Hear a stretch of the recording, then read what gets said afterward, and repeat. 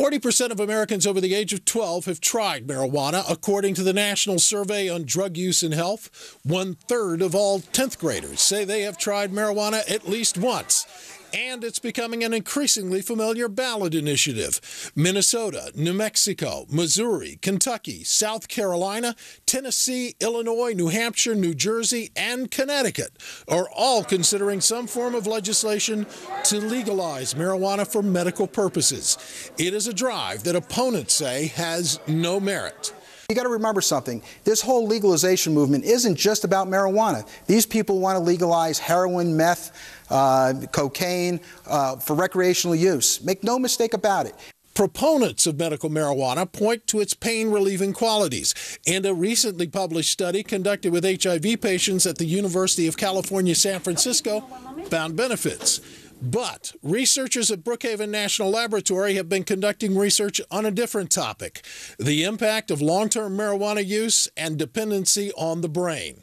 Not only does it alter the structure, the brain's chemistry, but you run the risk that the alterations that you produce today will manifest themselves in 10 years or 20 years. Impaired memory and feelings of anxiety are more than just jokes. They are reality. So too are frequent respiratory infections, and there is concern that the cancer risk of marijuana users is higher, which is why the American Cancer Society does not endorse smoked marijuana nor its legalization. But the American Cancer Society has awarded a grant to work on a patch for use by chemotherapy patients to help combat their nausea and restore their appetite. Lou. Bill, thank you very much. Bill Tucker. Well, marijuana, thought to be harmless by many, particularly baby boomers who've been associated with the drug for decades. It's now known to be a dangerously addictive drug, and its long-term effects are still being studied. Joining me now is Dr. Stephen Dewey. He's senior scientist at the Brookhaven National Laboratory and has done some interesting research on this very subject. Good to have you with us. Thank you. Let's talk about first the issue, and that is the evidence that that this is a mind-altering drug that does carry with it long-term effects. Absolutely. There's some very compelling issues, very compelling data using some state-of-the-art imaging techniques called positron emission tomography or functional magnetic resonance imaging. These are new imaging techniques that actually let us look inside the brain in a human abuser, and we see marked changes in the way the brain produces or uses glucose, or the way the brain functions in response to different challenges. In terms of the great debate surrounds that. Right. The idea that it is not addictive. The debate can be framed a lot of ways, but there are those who are actually calling for its legalization, saying it's not addictive and it's absolutely harmless. How do you respond to that? You know, I think you have a broad spectrum. You have individuals who, just as you have in smokers, chippers, people who can smoke 100 cigarettes a year. You have people who can smoke a joint every now and then, and you have people who are absolutely dependent on it. So you have the full range. Right. You have people who actually meet DSM-4 criteria for dependence on marijuana. So there really is a range. The idea that this could cause cancer, is that a result of the qualities of marijuana or the inhalation of the smoke? Or can you tell? You know, that's a good question. I believe it's more related to the inhalation of what's in the marijuana itself as opposed to the THC, the psychoactive component.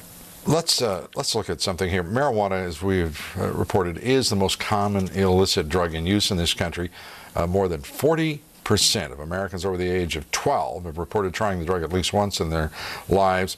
Let's put that up. The extent of marijuana use in Americans over 12, 40.1% have used marijuana at least once. 10.4% have used marijuana in the last year. What is the significance of such prevalent use? I think one of the biggest concerns is that there's very strong evidence that adolescent use or use of marijuana early on predisposes people 3 or 5 times higher likelihood of using harder drugs, if you will. So I think that we really need to be aware that we don't fully understand the biochemistry that's involved. We don't fully understand the potential ramifications of using the drug today and what it can do 20 years down the road. But I think the data is quite compelling that people who use marijuana, or a majority of people who use marijuana early on, are likely to use the more illicit drugs, if you will, later on. Right. Marijuana use in students, this is from 2005, who used it over the past year, and these numbers to me are remarkable. In the 8th grade, almost 12%. In the 10th grade, over 25%. By their senior year, more than 31% of students using marijuana. If this is not a reason for concern among educators, public health officials, and all of us, I don't know what would be required. I agree with you. In fact, I spend a lot of time going to school districts and talking to kids about this, and I am struck. I'm absolutely struck by how common it is. In fact, it almost comes off as a badge of honor. They're very open to talk to you about how they use pot, how they smoke pot. You talk about the other drugs, they're much more reticent to discuss that. But it's absolutely boggles my mind when I go to school districts, even elementary schools, where you see marijuana use. Last week, the White House reported marijuana use among teens has declined. Are you heartened by that fact? I am heartened by that fact. I think that a lot of it is related to education. I think a lot of it is related to our better understanding of the potential consequences, and we're really getting a much better handle on the biochemical changes in the brain that occur. The research on marijuana for 30 years has been, I think the research has been, I think the best way to say it is mixed. Why is there such an ambiguity? And I'm not talking about in terms of weight, but an ambiguity among all the research conclusions on marijuana in the country over the last 30 years. I think one of the biggest... And why don't we have I mean, my God, you know, this is a substance that's been in broad use now for 30 or 40 years in this country. We should know what we're talking about. I think there are actually two things here that speak directly to your question. One is it's very difficult to find people who just use marijuana. You know, you have to tease apart marijuana use with alcohol, cocaine, methamphetamine, LSD. You have situations where it's not straightforward looking at just a marijuana user because they're polydrug abusers. The second thing is we've made huge advances in technology. We now can use imaging techniques that allow us to really look at brain chemistry, to look at the direct effects of drugs like marijuana on the brain. Which clearly demonstrate that there are profound changes in the way the brain uses sugar for energy, or brain glucose metabolism, cognitive abilities, changes in blood flow, and these are long-lasting and persistent. Dr. Stephen Dewitt, good to have you here. Thank you. Thank you very much.